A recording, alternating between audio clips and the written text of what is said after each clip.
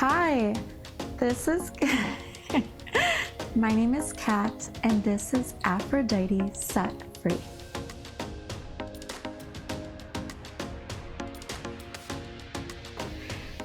If you're watching this, you're either a bride or you just want to get some of the intel. I am currently wearing my tiara that I actually wore on my wedding day. I should go put on my ring, actually. All right, I have my wedding ring on. This is the tiara that I actually wore on my wedding day because I am that woman. I'm so excited for you. If you're not a bride yet, keep watching anyways, because maybe one day you will be, or you know someone in your life who will be or is, and you can pass along these tips, share the video with them. I hope that my experience is helpful, because there's a lot of things that people just don't discuss when it comes to being a bride, and you just see the final result. I'm gonna talk to you guys about the nitty-gritty stuff that honestly, I've never heard anybody talk about this stuff. I'm going to get into a more vulnerable position where we can really just be honest with one another on what it's like to be a bride, wedding planning, what goes wrong. I want to bring this up because honestly, I feel like so much of it is preventable, but it's just that nobody talks about it. So let me be the one to start talking about it. If you're a lady and you're watching this, I'm drinking a tea that is for women's health. It is made with fenugreek. It's got some alfalfa and shatavari powder. Actually, I forgot to add the root powder into it. I should go do that. But yeah, what else did I add? Oh, and dandelion. But today I want to talk about the things that went wrong, the mistakes I made, so that you can see this and prevent making them yourself. I actually, for my dress, I'll show a picture right here. I made my dress myself. I bought it for $70 off of Amazon. I didn't fully make it, but then I added all these extra details and stuff on my own. So then I made it my own. And then in addition to that, a little secret tip, I bought 2 veils. Yes, 2 veils. Each one was like $30. And it was a 8-foot long veil. Each of them were 8 feet long, because I really wanted to have a, I forget what you call it, but you put it on the back of your dress, and it kind of is it's made out of tulle, and it fluffs up. It's like a butt, and then it falls behind you. And so I wanted that. I wanted it to be sparkly, but I also wanted lace. So what I did was I bought 2, one that was lace that I put at the bottom. Beautiful, beautiful border it had of this lace material that was curving. And then on top of that, I had another 8-foot long veil, see-through tulle, both of them, and it was super sparkly and glittery. It glittered like a princess. And so what I did was I cut the tiaras, the veil part, off of both of those, so they were the same length, sewed them together, and used those. I sewed them to a stretchy band to put around me like a belt. And then I had my 8-foot long train, and it was exactly what I wanted. That's a little tip or trick that you could use if you know how to sew. Regret that I have with that is that we went up and down to the bridal suite multiple times that night. And one of these times, it was right after our first dance, and I was changing because I actually did buy a second dress off of Amazon, since my dress was like less than $200 total. So then I bought a second dress that was like $50, and I wanted to wear it with the train that I made the rest of the evening and cut off the train so it wasn't so long. And I was up in the suite with my husband, and I said, oh my gosh, I think I want to take some scissors and we had the scissors right there, and I'm like, instead of cutting it up here, let's go downstairs. I'll cut it in front of everybody on the middle of the dance floor. It'll be so cool, so fun, and just free. But he was like, no, no, no, don't do that. Don't do that. Like, just do it here. Let's go back. And here's tip number one. If you have the desire to do something, your heart just like thinks of it and you're like, oh my God, this feels so, like this feels right. Maybe it's your first dance. Second regret I have. I wish I just kicked off my heels before the first dance. I wish I just kicked them off. It would have been a much better dance, and I just feel like it's more fun, it's more free. And that was my intuitive thing to do, was kick them off. And I ignored my intuition a lot that day. So I didn't kick off my heels, and I think about that. I really regret that I didn't just do it. And with the train cutting it off of me, I just listened and I was like, okay, I cut it. And to this day, I regret not just doing it, because it's like when you're on a cliff. I don't know if anyone's ever cliff dived. I have in Dubrovnik, went cliff diving. Actually, this was before we got married, and I went with my fiance at the time, and we jumped, and it was really high, and if I didn't jump, I would have regretted it the rest of my life, because there's this feeling inside of you that comes with when you want to do something and then you don't listen to that inner child, you don't listen to that your heart, and it feels like you crushed a piece of yourself, you shushed a piece of yourself, you kind of hindered it a bit, you made it, like this. So don't do this on your wedding day to yourself. Let yourself express yourself all that you want. This is your day to listen to your intuition. So yeah, I wish I cut it in front of everybody. I just think it would have made the whole thing, like, people would have been like, whoa! And you want your guests to be having fun too. And I really wanted it to be more laid back, because that's me, that's my vibe, my essence. I'm honestly more of a chill, laid back person. And perfectionism has crushed that part of me so many times in my life. And so, yeah. This is hilarious. I feel like looking at the video as I was going along with my video, I kept losing battery. So I had to stop and go recharge it again and again. And every time I would get more stressed out, and it was getting really hot. And so you can see, like, the beginning of the video, I feel like I'm so poised and cool and calm and collected, and then like in the middle and the end of the video, my hair is like crazier and crazier, and the blanket behind me gets more and more messy, and I'm like, as I'm replaying my bride experience and I'm like reliving the stress of it, you can see I'm like, that's so funny to me. Oh yeah, these roses behind me are from my wedding, from my bouquet. I forgot to mention these tips that came to me in the middle of the night in bed, and I was like, oh my God, I gotta tell the ladies this. And I think it's super helpful to the brides. One more thing, a mistake that I made is I used a pretty font that I made the stickers for addresses to make life easier. So I typed all the addresses out, and I remade like double of them so that I could reuse them for the save the dates, the invitations, and the thank you cards, so I could keep reusing those stickers and make life easier. I didn't have to rewrite everyone's address. Alas, I used a font that was pretty and therefore hard to read, and not everybody got the save the dates because of that.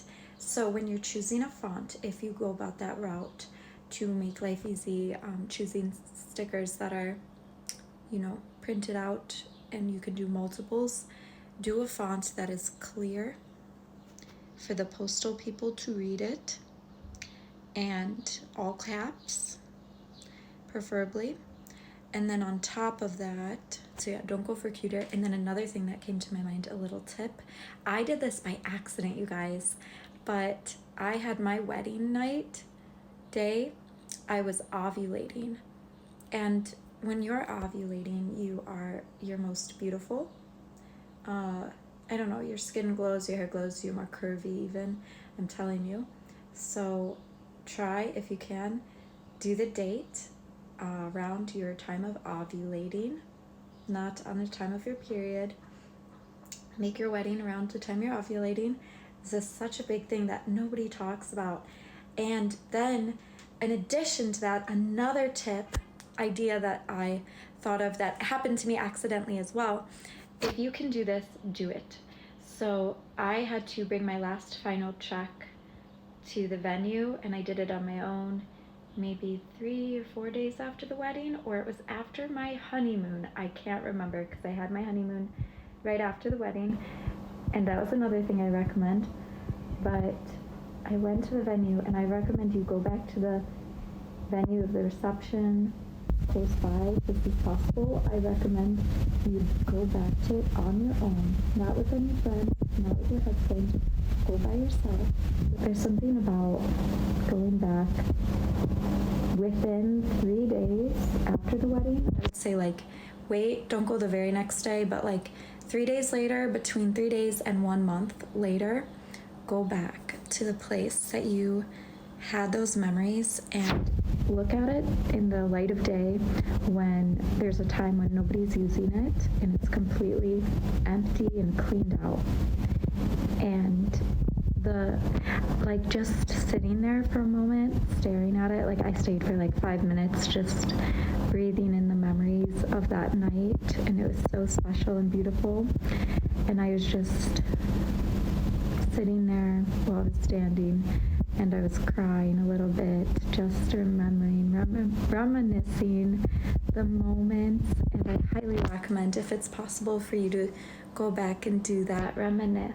And yeah, that's a little tip that I've never heard anybody say that I've thought of by accident, happened. And there was, oh my gosh, you guys. Okay, so I woke up in the middle of the night and I thought of 4 things to tell you. And I used my memory of F. 2 of them started with F's and 2 of them started with O's. One of them was the font, one of them was the ovulation. I can't remember what the other F was or what the other O was. I don't know what the other F and the other O was, and I really wish it's gonna drive me nuts, and I really think it's lost. I don't think I'm gonna remember it when it's 3 a.m. It was F, something that started with an F and something that started with an O. That was very helpful tips and unique. Oh well, but this is what I have for you. I hope that this video is not only helpful but inspiring, and just that, you know, you enjoy it, you make it fun as best as you can, and, you know, just remember, have compassion for yourself and try to make it as fun as possible, because this is supposed to be a fun time, a beautiful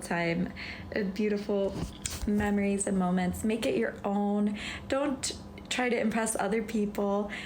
Like for me, with my centerpieces and my bouquet, I made it all about Aphrodite, and I used the power of numbers with certain things, like the number of roses I had in my bouquet and colors, which colors I was very particular.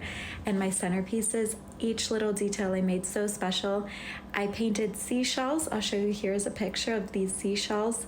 I painted for the guests, and I painted each individual seashell and painted a picture on it and their names and their table number, because I just wanted it to be so special, and I'm all about little details. And of course, me, Aphrodite is a special meaning in my life. So find something that you relate to that makes it special for you, that makes you feel like it's something close to your heart. It's not for others, it's for you, because it's endearing too, something that you find endearing, something that's meaningful.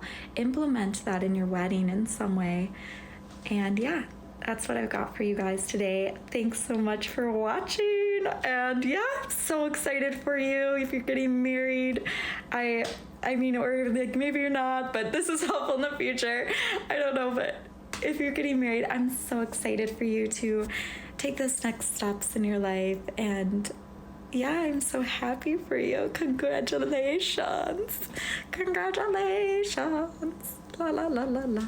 I hope it's true love forever and ever. Peace out. Don't rely on your bridesmaids. Now, you can ask them to do stuff, and they will get it done. But I want you right now to take your expectations of your bridesmaids and throw it out the window. Throw out your expectations of your bridesmaids out that window, because they are not going to be there for you like it's in the movies, okay? They've got their own lives. A lot of them live out of state. Mine did. Both of my bridesmaids, my 2 cousins, live out of state. And they did come for the wedding. Actually, my maid of honor came weeks before the wedding to help out with it. I do not mean to say this to make you feel like you can't rely on your friends and family. Mine was my 2 cousins, so friends and family. But you can't, I'm not saying this so that you're jaded. I'm just saying this so that you don't feel any repressed emotions of feeling like you were let down, repressed emotions of anger or being let down. You can't be let down if your expectations are like out the window. You kind of get what I'm trying to say. For example, you're not going to get hurt if you are not putting so much pressure on them to be perfect or yourself to be perfect that day or for the weeks upcoming. I think that there should be clear boundaries as to what is the expectations of your bridesmaids. So let them know in advance exactly what you want from them. And in order to do that, you yourself are going to have to set up intentions. You're going to have to know what you want, because they can't read your mind. They're not going to know exactly how you want them to be, what you need from them exactly, because they might think they're helping you by doing something. But for example, my bridesmaid, my maid of honor that came weeks and weeks early, she was amazing and she helped so much, and she's creative and she made this beautiful backdrop, and she spent all this time and money and energy on that without me asking her to do that. And it was just this project that she wanted to work on for me as a gift that she thought of herself. And I loved it. I loved it a lot. But what would have been more, maybe what I would have preferred, or what would have been on par for me, would have been that she would have responded to my texts, because she doesn't always respond. And that's just something, I'm not complaining about that at all. I'm not dissing or gossiping about it. I'm just saying she doesn't always respond. And that's one thing that before the weeks before my wedding, I was starting to get very nervous, and I felt emotionally unsupported because of that, when she was doing all this other work. And to her, that was probably more emotionally supportive, because it's like, wow, look at all of this. But then for me, my love language is to be supported emotionally, and I care about that way more. You can probably hear my cat eating in the background. So like, for example, for me, what I should have asked for my bridesmaids was, hey, you guys, like during the next week or 2 of my wedding, it would just mean so much to me that if I call you or text you, you respond as soon as you can or pick up the phone right away, because that would make me feel more supported and that would make me feel more peaceful. Another example is that for the wedding shower, they both were supposed to be there helping to set up for that wedding shower. And again, people have their own lives, but they said they would be there at this certain time, and neither one showed up until hours later, and they were still helpful, but it ended up being me that was in the basement for a long time by myself, scrubbing the chairs. My mom was making me scrub all the chairs, clean them for the wedding shower. And here's another thing. I didn't even care about having a wedding shower, but people push things onto you when you're a bride, and you're going to get pushed around a lot, like you're a rag doll. People are going to think you want stuff, and in their minds, they're helping, and they're going to think that this is what you want. And so either you're going to have two options. You're either going to say thank you and accept it and move on with your life and energy, and you're not going to dwell on it. You are going to just be grateful for their support and accept it and go with the flow, or you are going to have clear intentions for yourself, know what you want, set those clear boundaries, and if something is happening that you don't want, in a way that you don't want, you are going to either go with the flow or you're going to speak up, because otherwise you're going to be living in a state of restlessness and disharmony in yourself, feeling regretful, feeling like you're out of control, and all these people around you are controlling you. And that's not a fun place to be in. And that's a very common place to be in as a bride. Anyways, again, with my wedding shower, I begged. The thing is, even if you set clear boundaries, some people are so pushy that they still won't listen to you. For example, a lot of the people from my husband's side were at a baptism before the wedding shower. It was on the same day, and they came to the shower anyways. And I said to my mom, "Mom, don't you dare cover that food on the table. I want that food available for everybody. There's going to be some kids there. I want them to be able to eat. They're going to be hungry." They were at a baptism for over an hour. They traveled for at least 20-30-minute drive plus that. They've been getting ready in the morning before that. They're going to be hungry. Don't you dare cover that food. And she said, "I'm going to cover that food because no one's going to eat until 1 o'clock.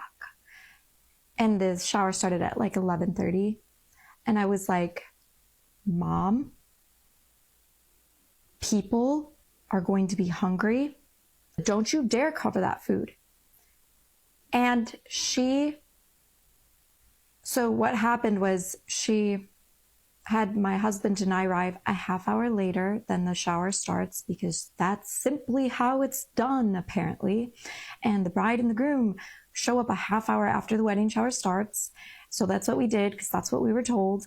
And without me being there, she had covered the food with plastic wrap all over the tables. So people couldn't pick at it, even if they wanted to. Even if they wanted to pick at some of the food, it was covered. I was so mad at her for that. And what makes me so angry is that you will say something so clearly and they just won't listen to you. And with the chairs, I said, "Mom, it's going to be fine. Like, if we don't have all the chairs, some people are going to be standing." And she's like, "No, we need to do all the chairs." And so I had to be in the basement cleaning the chairs with a wet rag, like Cinderella. My bridesmaids were not showing up, and it was great. You know, it's just one of those things where it's like, you have to say thank you for hosting this party for me. But then on top of that, you end up you're being forced, because it's a wedding shower, to make a registry. And then all of a sudden you're forced to choose a bunch of things that you might have not wanted to choose all at once. You probably wanted to spend 4 or 5 years as you've moved into your house to choose these items, but you got to choose them all at once for the wedding registry. I'm not trying to sound ungrateful here, but I just think it's helpful if somebody explained this to me, to be prepared mentally for what this was going to look like, that it wouldn't have bothered me so much. But I did not realize that you're going to be forced to make decisions and do a lot of things that you don't necessarily want to do. I would have been happy with money, and some brides probably do that. And maybe if you want to do that, that's something you'd want to consider, is say no to a registry and say just cash, because maybe you don't want to have the mental stress of choosing a bunch of stuff all at once.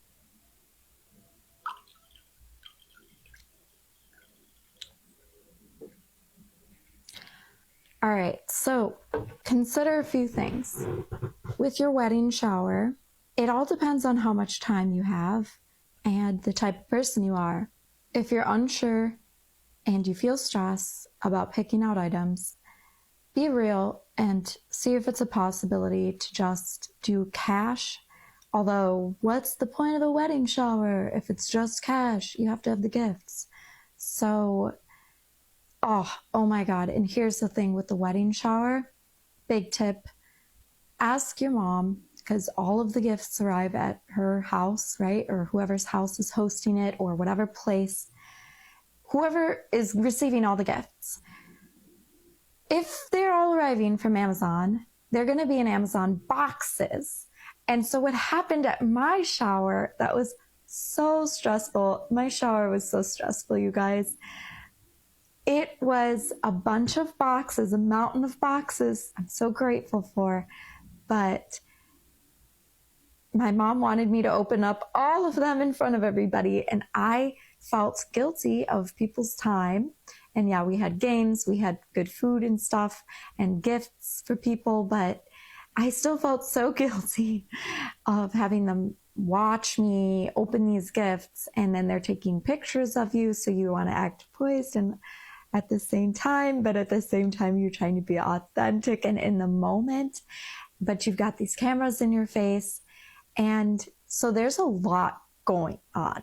And some people are giving you the evil eye and they're judging you. Some people are genuinely happy for you. For me, I just felt really awkward and uncomfortable. And I had to undo the boxes. We had to undo it, my husband and I, with a knife in front of everybody, like undoing these boxes, trying to go as fast as possible because I didn't want to be wasting people's time, like watching me open the presents slowly. So I'm trying to go as fast as I can. And it was so stressful because we're opening with knives. The boxes, it's ugly. It's not like you're opening or, oh, they're already unopened and ready to go. So I suggest that if you're doing this with the Amazon boxes being sent, have whoever's getting them to be opening up these ugly boxes first so that everything is unopened as much as possible and ready to go for you to receive it into your lap. Even if it's opened, that's better than having to open this box again and again and receive the item in your lap. It's, oh, wow. And there might be a card or maybe the person is there. And on top of all that, a lot of the people didn't understand how to do the registry. And so I couldn't return a good amount of these items. One of these items of which was accidentally bought 2 times by people. I don't know how that happened. And so you get a duplicate, stuff happens. I couldn't return it. It was expensive. What are you going to do? Oh, also make sure before you put your wedding registry up that you are 100% sure on what you want, because I put mine up and I thought, oh, I still have a little bit of time to change it. Somebody bought a gift for me out of that within 15 minutes of me posting it, and I hadn't even notified her that it was posted. How did this happen? Things happen, you guys. I don't know. You don't expect it to happen, but the thing she bought was something that I actually didn't even want, and I was going to change my mind on it. And yeah, that's regretful. And so that's a problem with wedding showers and registries. Just keep that in mind. Also, you think that with the registry, you get like some type of a money back thing, or there's like this deal.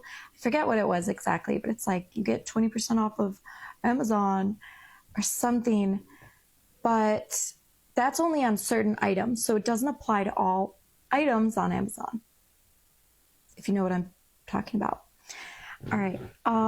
Some other things for brides to keep in mind on your wedding day. I was never that little girl that dreamed of my wedding day and imagined it and planned it. And I wish I did, because when you set intentions, you can manifest how it will play out, and you know what you want. And when you know what you want, it's much easier to make decisions and to make that come into a reality. It might look a little different, but it's easier when you've got a path, a clear idea of what you want.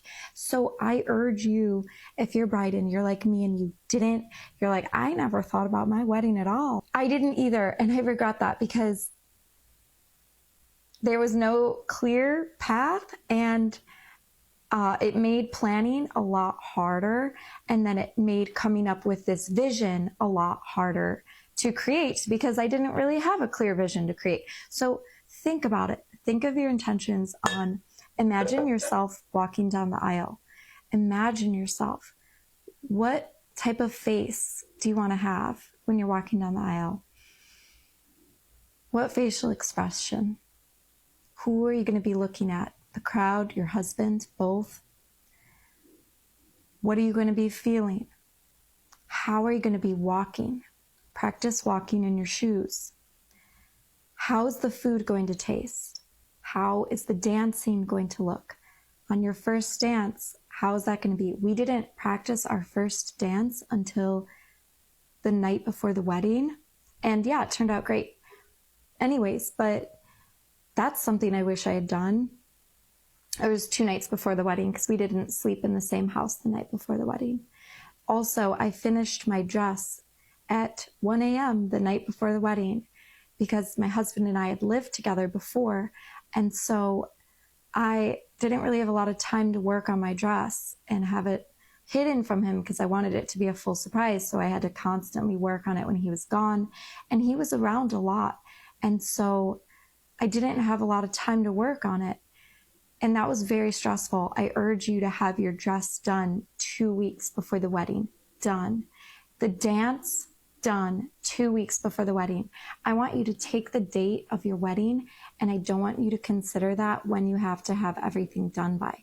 I want you to take 2 weeks before the date of your wedding, and that's when you need everything done by. This is going to make your actual wedding day so much more calm and beautiful.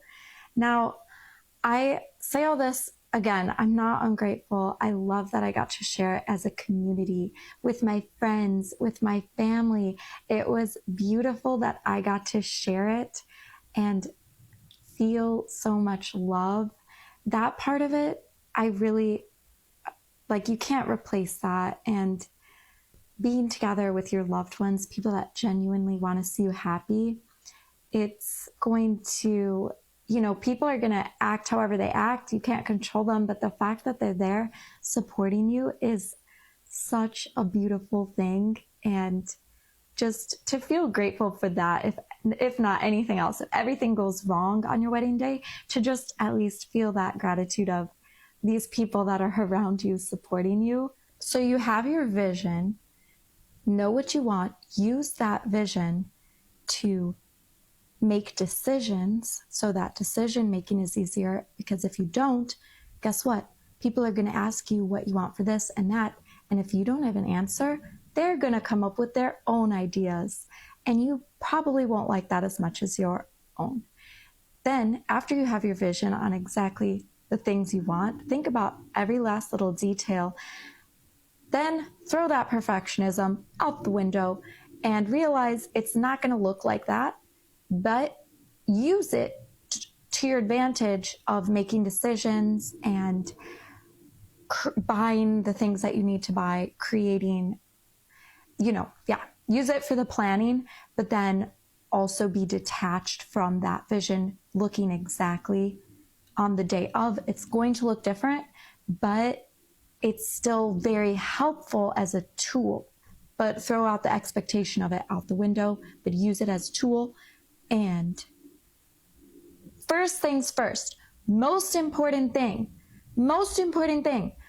find your dress. This, I don't care.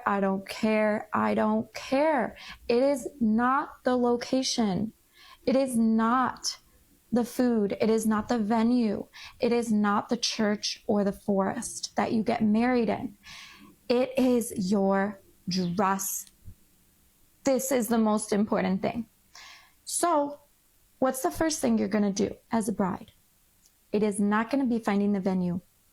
It is not going to be picking out the church. Got to get these deadlines down. I got to choose the date right away. No. Dress. First, choose your dress. I did not do this. And it was so much more stressful finding a dress after I had a deadline to find that dress. And then for me, make that dress. Having a deadline when it comes to fashion, having a deadline when it comes to your wedding dress is not something that you want. You don't want a deadline when you're looking for your wedding dress. You want to find it just like how you found your husband, without a deadline. You want it to be natural. You want it to be effortless. You want it to feel right and be going with the flow. You don't want to work for it or force it. Okay? You don't want there to be stress with it. It's the exact same thing with your husband. It's like with your dress.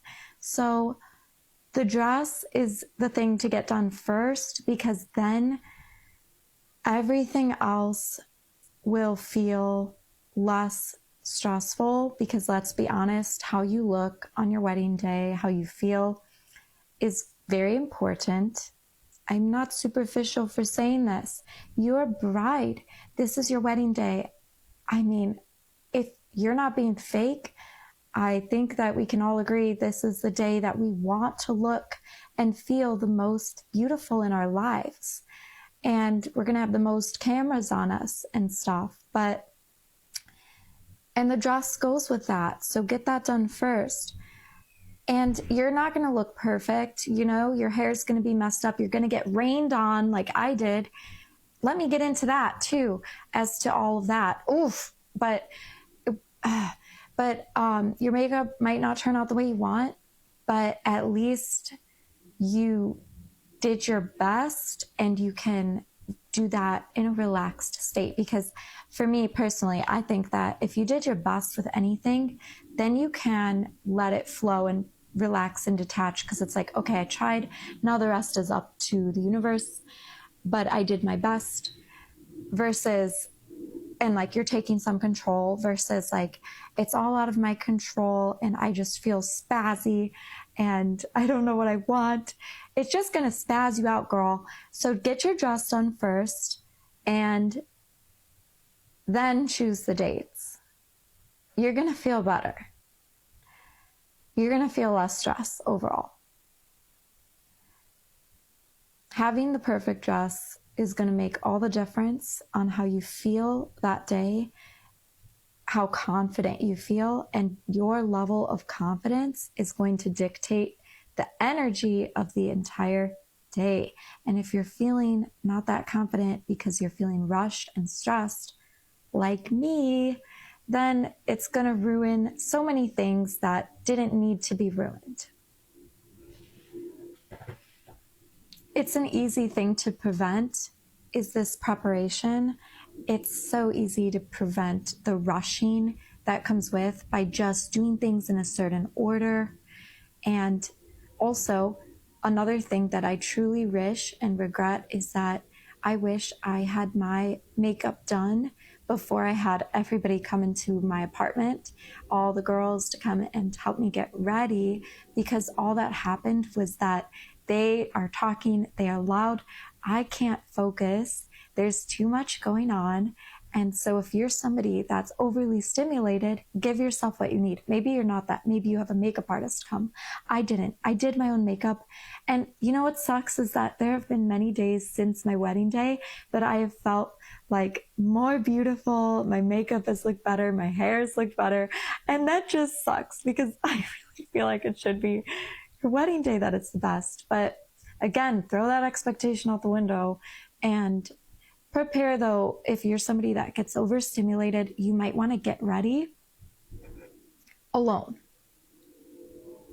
or just with like one other person in the room. You might want to not have a bunch of people with you during the makeup and hair, unless you're having a professional do it, which, yeah, do that if you want. And in that case, you'll probably be more relaxed.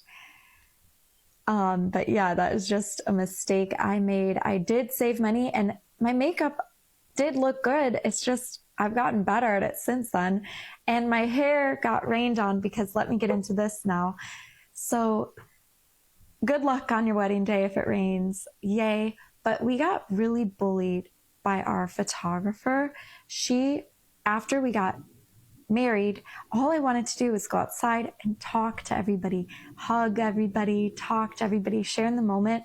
But they would not let us leave the church. It was picture after picture, staged photo after staged photo. Wear Vaseline on your lips so that you can keep on smiling. I didn't do that. And I wish I did. And bring a powder puff to oil and dab yourself and check yourself. Make sure your bridesmaid has one of those ready to go. I didn't have that to do periodically. I wish I did. And then we wanted to go outside. They kept us another like half hour. They were like, no, another one. And we were like, no, no more. They were deaf. They couldn't hear us. They were like, no, more. And I still, to this day, it's been almost a year now. I got married June 6th. I haven't looked at my wedding photos yet because of the trauma of the photographer. I still haven't even looked at my wedding photos and I'm scared. I'm scared to look at them. And so then we get into the limo, beautiful time in the limo, and we're drinking spritzenówka. This is Polish wedding. So you already know if you're Polish. We had the homemade spritzenówka from my husband's cha-cha, his aunt, and his wujek, his uncle. His godmother and uncle made it. It was amazing, homemade, that they did this. Like, his aunt and uncle were the best. So supportive. Anyways, so basically, our photographer kept us in the church alone after we did all the family photos, and everybody was waiting for us outside, and they waited so long, like a half hour. By the time we left, it was starting to like almost storm. A storm was brewing and it was cold and everybody had to wait outside for us like that. And I truly felt really bad about that. And then we were supposed to have the bubbles, and I didn't even notice that when I came out. Like, maybe they accidentally shot them already. We had like so many of these big bubble guns. I didn't notice any bubbles, so I still wonder about that. Maybe I need to look at the photos. Maybe they're there. And then we get into the limo, and it's starting to rain a little bit, and it's fun. We're having champagne, but they want to stop at a place to take photos. And I was like, kochanie, honey, kochania is sweetheart in Polish. I said, kochanie, I want to stop at I don't want to stop. I want to just go straight to the church, to the venue. I cannot talk right now. Babe, I want to go straight to the venue. I don't think we should stop. And then my maid of honor was like, oh, my parents are bringing umbrellas. It'll be fine. It'll be good. And I was like, I really feel like we shouldn't stop. And then people kept convincing me, let's stop. So I'm like, okay, we'll stop. Because you get pushed into things and you just want everybody to be happy. But again, your intuition said no. And then it's raining and we have the umbrellas, but with hair, the way my hair is, with the rain, it just, even if it doesn't get rained on, my blowout was frizzed up. And so my hair was very frizzy, and my makeup, I have oily skin, so the humidity, it was just like sticky. It was fucked. I can't stand up to that photographer. I've already tried multiple times today. I guess I just was lacking my confidence. I was lacking my voice because I was so rushed from that morning that I felt shaky and not confident. And so looking back at it now, yeah, like I could learn and do better maybe, but I tried so hard to say no to her. And for some reason, she just couldn't listen to me. I got rained on, I said to my husband, like, I kind of want to go, but I said it in a gentle way. And here's a hard truth as a bride. You have to either say things as a bitch or say it gently and not be heard. Because when you say things gently and you're like, can we please, people just will be like, no, they're not going to take what you say seriously. So you have to frown. You have to be very strong and say, I don't want this. I do not want this right now. Okay? I don't want to do this. This is what I want. And then they look at you like you're crazy.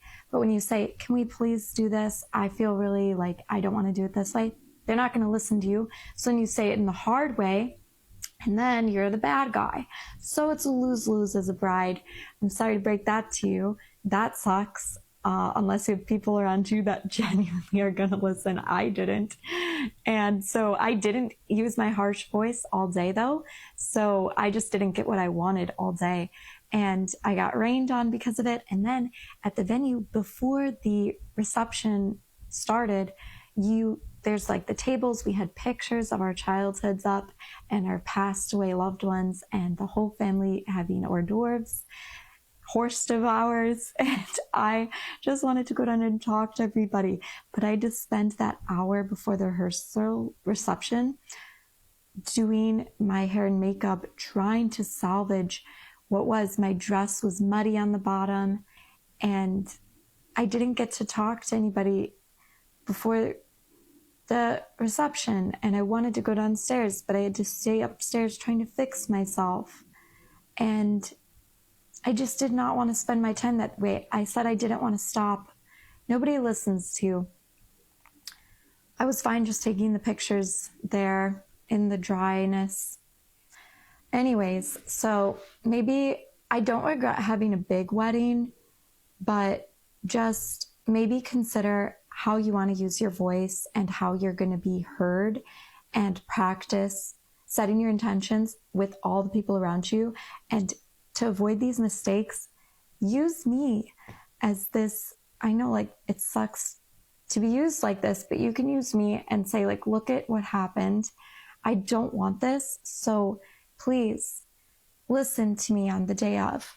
And can we have a secret word, maybe a secret code word, and make that up before with your bridesmaid, with your maid of honor, with your husband, your secret code word, so that they know you are so dead serious about what you're asking for when it's something that means a lot. Because otherwise, no one's going to hear you. They're so wrapped up in the day and the excitement of it all. And yeah, like even with my mom, she left. I had my apartment keys in her car. I said, Mom, don't leave the church without me. I have my stuff in your car. And she left without saying goodbye, took my keys to her place. And it was like 3 or 4 a.m. I had to drive an hour in an Uber to get the keys. She didn't believe me that she had them either. She's like, I don't have them. I woke her up. She's like, no. I'm like, you do. I want them back. I told you not to leave. She's like, it's not my fault. Yes, it was. And she wouldn't even apologize for it. Make sure you know who's driving you home after the wedding. Have this person talk to you and have strong communication that they are for sure going to drive you home after the wedding. You have your designated driver after the wedding. Don't drink too much. Make sure that you remember every moment and you can be poised and collected. You can drink at Poprawina the next day. This is Polish. Next day is the party with the family, the drinking. Do that. The honeymoon. The honeymoon was amazing. I'm drinking a mug. This says this is Greece. We went to Greece. We went to Istanbul, Turkey. We went to Italy, Amalfi Coast, Rome. Beautiful honeymoon. To make up for this, we did a cruise. It was amazing. After the cruise, we actually stayed in Italy for a long time, and we stayed in Greece for a long time, in Istanbul, a full day and night. So this was amazing, but I'm not trying to complain. I just want you to avoid these mistakes. So make sure your communication, like, you're going to have to use your voice as a bride. So I want you, if you're somebody that's a little timid and you don't know exactly what you want, think about what you want and start practicing communicating using your voice, because this is going to be important. and people are not going to listen to you. You're going to want to stay clear-headed all day. You don't want to drink too much, because if you're not clear-headed, you're not going to be able to get what you want.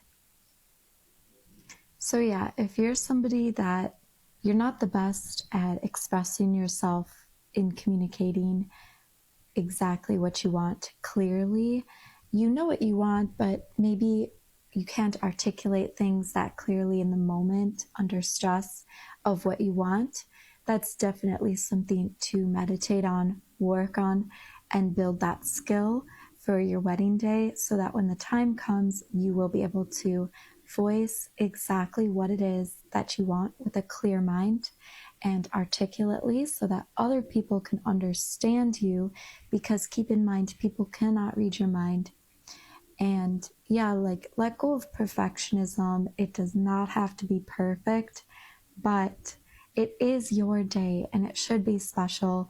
It should be authentic to you. It's not just about all these other people, which is kind of what my day ended up being, about all these other people instead of, you know, what felt really right. If I could do it again, I think I would do it in a forest with like 70, 80, 90 people still, but in a forest, and just, you know, I think that I would speak up a little bit more. I love the idea of having a code word with your maid of honor, your bridesmaids, your husband, code word, so that they know that you are so serious about something, because otherwise they're just going to be wrapped up, and they might take what you say as a suggestion, and they might not realize how important it is to you in the moment to do that thing. And that's the thing with wedding days. Like, a lot of times things arise and then you adapt to it. So you have to be adaptable, ready to go with the flow. And if you do have a new idea that comes to you and you state it and you want it to go that new direction and you want people to really listen, a code word might be helpful for people to really listen to you. Because just because you're the bride doesn't mean that people are not wrapped up in their own little worlds and they don't understand exactly what you mean. And yeah, just be very clear. People want to help you. They're here to help. So when you're giving instructions, be detailed, be clear, and have them repeat them back to you. Make sure that the people you're giving the instructions to really understand exactly what it is that you want, what you're trying to say, because you might say them to do something and then they'll do it and it's not exactly what you meant, but is that their fault? Is it your fault? It's just kind of, you want to make sure that you are practicing how you communicate before your wedding day, and make sure that you are clear with your intentions and what you want. All this being said, my wedding day was beautiful. I got married to the man of my dreams. This is more than I could ever ask for. It's not about the wedding, it's about the marriage. The most important thing is that you are with somebody for the rest of your life who is the love of your life, and they grow with you. You help each other grow. You enjoy spending time together. It's a beautiful marriage. The wedding being beautiful, don't get too stressed out about it, because looking back, what's truly important is the marriage. And I can say that that is what I'm so grateful for, the marriage. And so the wedding day in comparison is just a blip. It does go by quickly. So make sure that you talk to your grandparents and the people that are still alive, if they are still alive, on your day. Make sure that you get photos with them. Make sure that you talk to them and you're making eye contact and you're not so wrapped up in taking pictures and in the event of it all, but with really connecting with the people that are around you, supporting you, the people that might not be here anymore in the near future. your parents, just even the people that will be with you for the rest of your life, making these strong connections, that human connection. Doing this made my wedding day all worth it, all worth the stress and the turmoil. You're making memories, you're celebrating. Remember, it's a celebration. This is a time of new beginning. This is a time to celebrate you and your relationship, and everybody around you is happy and they just want to celebrate it too with you. So don't see it as a day that is meant to impress others and worry about how it's going to look for others to see it. Instead, practice meditating so that throughout the day, you can tap into your breath and become present. And this is going to allow you to remember each moment of it so much more vividly when you look back. And you're going to be grateful for when you do find these moments of stillness within yourself, even during the chaos, because it's going to feel like such clarity and you're going to feel like you're in this beautiful dream. And that is just so worth it. Make sure that you and your husband have a little safe space to hide away and rejuvenate together, get your energy back together, and then join back into the crowd. Have your little moments together of talking, of just getting a hug together, holding each other in stillness, and then getting back out there again onto the dance floor. Moments of just with your husband. Don't get too wrapped up in talking with everybody, but make sure the most important thing is that this day is about you and your husband connecting. So that's another thing that I'm really grateful for. We had a lot of moments together of just strong eye contact, looking at each other, just knowing this is it. It's you and me for the rest of our lives. And we are very happy with this decision. This is right. And so having those moments is going to make the whole day so much more meaningful, so much deeper, memorable. And so I highly suggest that you set that intention to have some time and safe spaces and little bubble, even if you have to create it yourself around the chaos, of you and your husband. You're together in this. This is about you guys. This is about your relationship, your journey together, this next big step that you're taking together. And it's very exciting. So don't get too wrapped up in how it's going to turn out, because it's not going to be perfect. But if the marriage is right, then it doesn't matter. All that matters is that you are with the one you love. But yeah, take all of these mistakes that I made. Truly, I think if I were to sum up everything I said, it's that I didn't use my voice strongly enough. I didn't have a clear vision. I didn't have clear intention set. And I didn't know what I was doing. I didn't realize that a lot of times I was given one choice and I thought I had to do it. And I felt like I was forced to do it. And I didn't take power of myself and control to say, hey, wait, let me think outside of the box. Is there actually another option? But you're not going to be able to have that if you are not balanced, if you're not feeling peaceful. If you're not feeling peaceful in your body, then you're not going to be able to listen to your intuition, your inner guidance system, your emotions. It's all going to be out of whack. So my advice to you, honestly, is don't worry about getting the latest quick glow up things to do right before. I was getting a lot of, ideas, well-intentioned from people, even things like a fake tan right before the wedding. I'm glad I didn't do that. I've heard horror stories. Especially if you don't do fake tanning regularly, don't just get one right before your wedding day. You're probably gonna look much better without it.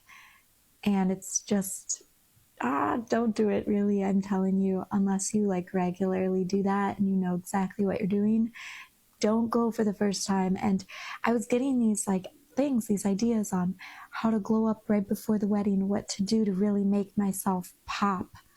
And here's a tip: put some glitter lotion, glitter on your shoulders, shimmering on your body, but don't do the fake tan. Make your skin look glowing and healthy. You can do this at home with coffee grinds, exfoliate your body with sugar and shave. You can do this all at home. You can save the money, save the headache of thinking, because this stresses us out as women, of this feeling like, oh no, I got to add this to the list and this and this. And more important than you getting your hair done, even more important than you looking picture perfect, is you feeling peaceful inside. Trust me, you are going to glow from the outside in if you are protecting your peace first and foremost. So don't worry about, oh, I need to exercise really hard the week before and lose those last few things. That's not going to make as big of a difference. That's not as important as you eating right, as you getting your beauty sleep and nurturing your peace, saying no to things when you need to say no, and saying yes to more rest and relaxation and isolation if you need it, because that is going to affect how your day goes a lot more than how your hair was, is how you feel within. So really focus on mentally peaceful.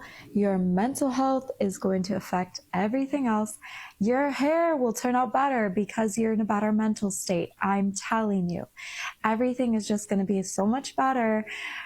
The day, the way you interact with people, everything will be better if you're in a good mental state. So prioritize above all else your mental health during this time as a bride. This isn't talked about enough. Protecting your peace, and you know your body better than anybody else. So don't listen to the next big trend and people telling you what you need to do. I was told you need to eat before, otherwise you're going to faint. I'd never ate breakfast before. I was used to it. My body, I didn't feel faint at all. I forced myself to eat and I just wasted time that I needed to get ready, and it made me more rushed and in a more rushed mental state. And in the end, eating was worse for me in that moment. So it's all what works for you, what's best for you as the bride. Each of us is unique and individual. It's going to look different for all of us. So really get to know yourself. What makes you feel good? What makes you feel peaceful? What does your body need? Listen to the subtleties. Get to know the quiet information that your body is quietly guiding you towards, telling you what to do. You know deep down what is the dress for you. You don't need to ask everybody. You know what feels right. You know your intuitive nature. You intuitively know the answer. All you have to do is get still, and it's gonna feel right, the choice you make. And I did not do that enough around my wedding time. And I wish I did. And I wish I had somebody to tell me to do that. I think that, like nothing's ever going to be perfect. Nothing's going to be like a movie picture perfect. And I think that's bad luck anyways. And that's life, baby. Like, you can't control it. And so you just gotta get on the surfboard and ride the wave and see what happens and jump in and do your best. And you're just gonna do your best, and that's all that matters. And it might not turn out exactly what you imagined, and things are going to go wrong. And you might sometimes wish, I just wish I was at home with my husband already laying together. And soon you'll be on your honeymoon, enjoying each other. So, here's another tip. I really recommend you do the honeymoon right after the wedding. Don't wait, because when you get engaged and when you're in a wedding, you're in a bubble. and you're in this perfect, precious little bubble, and that bubble does get popped. You go back to the real world eventually. So make sure that your honeymoon is a part of the wedding, because then you're still in that bubble and your honeymoon feels so much more magical. If you do it within the week of your wedding, you're leaving on that airplane, you're packed and ready to go. It makes the whole wedding thing, the whole process, so much better, in my opinion. This is just another tip to share. Like, don't do it a year later. Don't put it off. Do it together. Do it all at once right away. It makes it all part of the wedding experience and so much better. And yeah, like, I think that's basically everything. I'm so grateful for my special day. I'm so grateful for my loved ones and the memories made. And I'm so grateful for all the stuff I learned that I get to share this with you. So let me know in the comments below if you're getting married, if you have any tips and tricks of your own, if this was helpful. Maybe you have, your own ideas and stuff. So thank you so much for joining. I hope that you have an amazing rest of your week. And I hope that you have a beautiful, amazing wedding. It's gonna be great. I'll see you in the next one. Bye.